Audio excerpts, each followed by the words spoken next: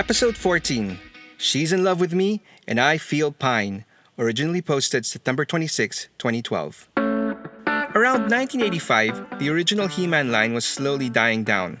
Well, at least I was losing interest. By this point, I had stopped getting any new He-Man toys. Or to be more accurate, my friend who I shared a He-Man collection with stopped buying them. And instead of reenacting the adventures of the Masters of the Universe with their ongoing struggle between good versus evil, another friend and I found more fun using them as arm wrestlers. We would choose our respective characters, make them lock hands, and push our figures in opposite directions. And whichever master's arm popped out first would be the loser. It was actually pretty fun. And no, we weren't destroying our figures. The arms could easily be popped back in again for more arm wrestling fun. Anyway, it was at this time that Mattel released a couple more notable characters. One was good, Mossman, and the other, evil, Stinkor. But back then, I couldn't care less about either of them. The main reason being was that they just struck me as cheap, uninspired repaints of older figures. Mossman was essentially a naked beast man covered with fur that was supposed to be, well, moss. And Stinkor was a merman figure painted black and white, and he was supposed to be a skunk. Anyway, both toys had similar special action features. I guess Mattel figured they could jump on the scratch and sniff bandwagon and gave each of them a distinctive smell. Mossman smelled like pine, and Stinkor stunk. For both figures, they mixed in scented oils in the plastic so that the smell would stay with them for a long time. In Stinkor's case, he was scented with patchouli oil, the scent of which I'm not very familiar with. I'm assuming it wasn't stinky per se, but just carried a strong smell that didn't exactly smell like lemons or cotton candy.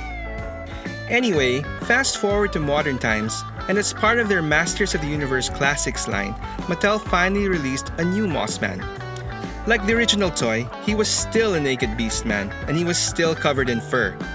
Fortunately, Mattel went the extra mile and included an additional new distinct head that made Mossman his own man. They even gave him a neat vine-strapped purse with a detachable flint knife that the original toy didn't have. But just like the original, he still smelled like pine. Now, I never really owned a vintage toy, so I really don't have any point of comparison.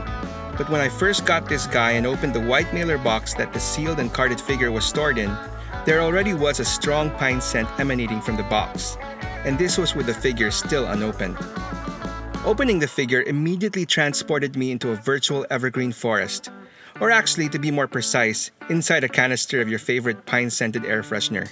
It was that strong, to the point that I felt I was growing pine trees out of my nose. Now, I love the scent of pines, but this was a little too intense and almost made my eyes water.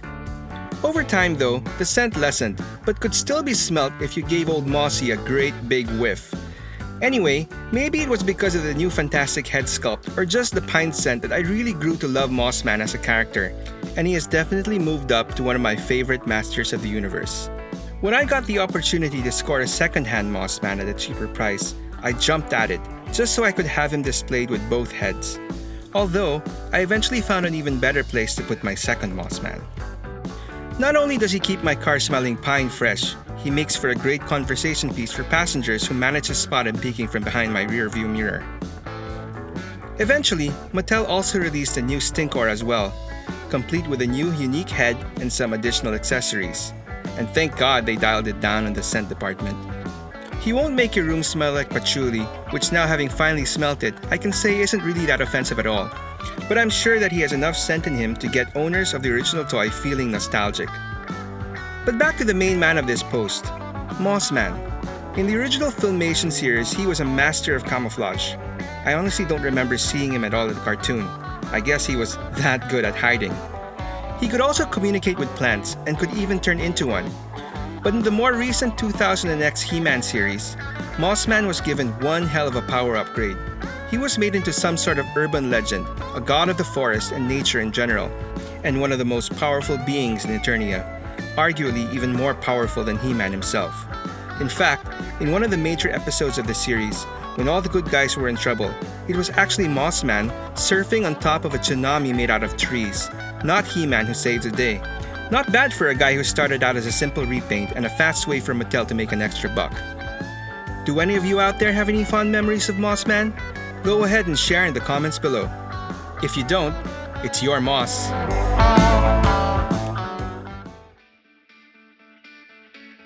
Thanks for checking out Stories from the Toy Shelf Redux. For more stories, please like and subscribe to this channel. Click on the notification bell for updates or visit my website at storiesfromthetoyshelf.com and follow me on Facebook, Instagram, and Twitter. Until the next one.